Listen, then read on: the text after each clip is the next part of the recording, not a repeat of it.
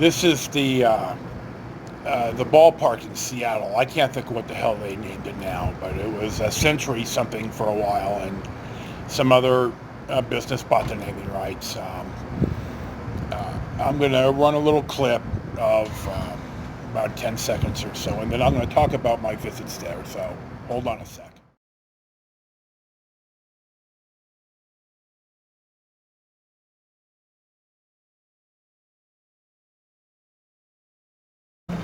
I've been to the ballpark in Seattle, the new ballpark, twice. I also went once to the Kingdome to see the A's, and the first time my and I brother Mark and I went, and we drove up into DeVille, and we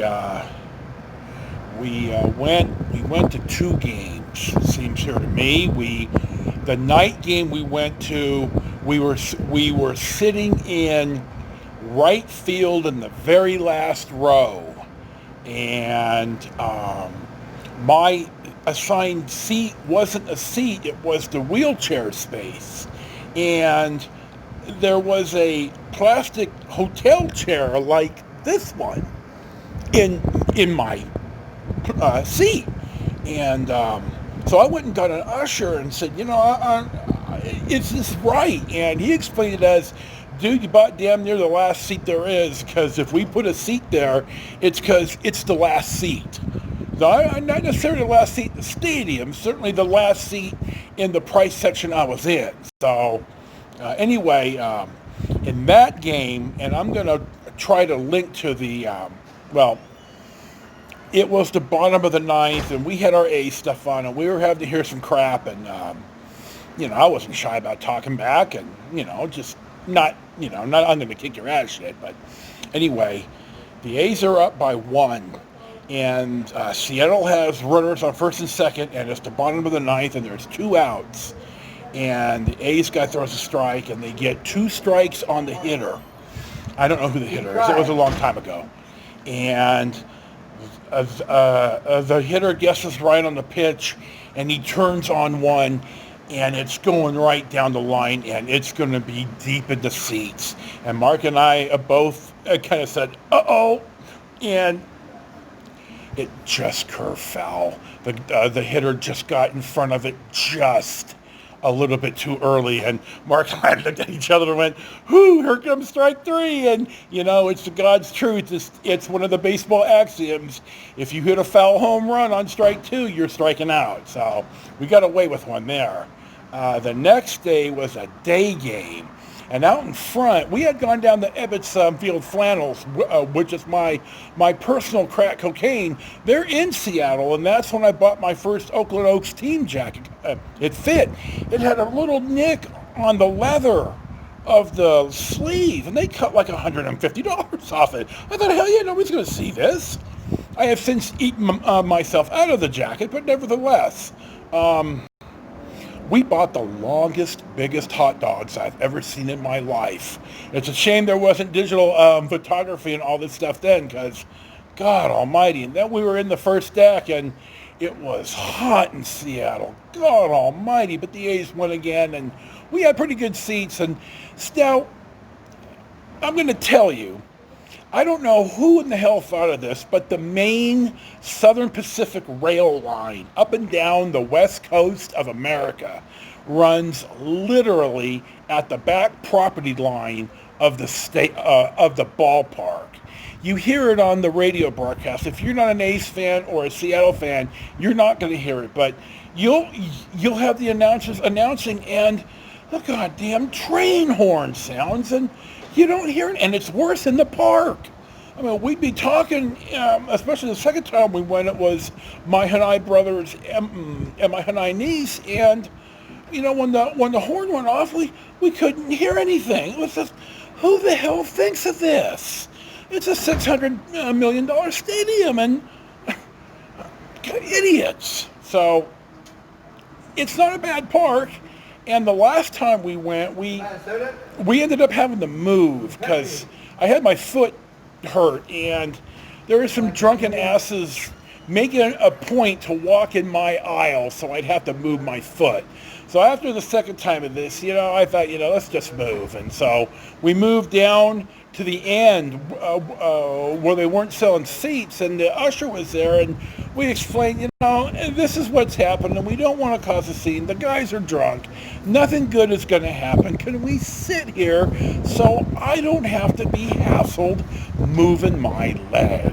And the guy said, fine. And we had just the most interesting conversation with this dude about baseball in Seattle and football in Seattle and hockey in Seattle and what happened to the Supersonics, and it was just such a good time. So Seattle, it's a good ballpark, but the downtown parks, maybe it's me, but I don't find them appealing because I want to either drive or take the train to the game. Now in Washington, D.C., the subway runs right to the ballpark at the Navy Yard, it's called. And so when we were in Washington, D.C. in 2009, we took the subway right to the ballpark. It was awesome. But in Pittsburgh, and in Baltimore too, we parked downtown ballparks, beautiful parks. Pittsburgh ballpark, I think it's called PNC Park, is just a beautiful ballpark. But getting out of the place is a fundamental disaster. I'm spoiled. I either want to take the train, or I want to take or drive. So I don't know how these fans put up with it. But Seattle's a pretty good park, but the train tracks in the back. In fact, the first time we went, Mark and I decided, okay, we're going to park down here early, and then we're going to walk around. And so we did that. And in fact, I had a Ren Spooner A shirt on that had the trophy and the Coliseum and all that stuff and the print. And we have our A's hats on. And we're walking down the street, and there's like a guy sitting out at the sidewalk table or the patio table of a little bar and grill. And he says something about the A's. So we go back and forth a little bit, and he says something, and I said, dude, and I pointed at the shirt where the trophy, the World Series trophy is, and I said, dude, talk to the trophy. And Mark just starts laughing out loud, and this guy just got beat red because he didn't have a comeback. And then I said, and now do you want to talk about Bo Jackson running over Brian Bosworth's sorry ass on Monday Night Football? And we just laughed, and the guy just had to eat a big ration of shit. It was one of the better, smarter things I've ever said. So it was just, Seattle's a good place, and it's a good time, but God, the traffic is oppressive, and they really need a subway or a train because it's just oppressive. Anyway, that's the Seattle baseball stadium story, and thank you for watching Storytime with Joe. I need to add one more thing about the first Seattle trip. When Mark and I drove down by the ballpark, we parked in a paid parking garage in an office building.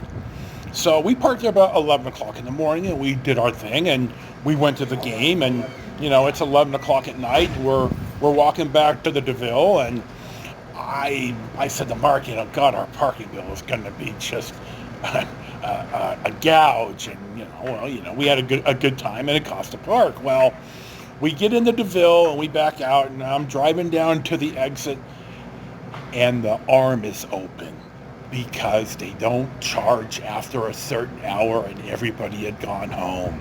So we got 12 hours of parking and didn't have to pay a penny.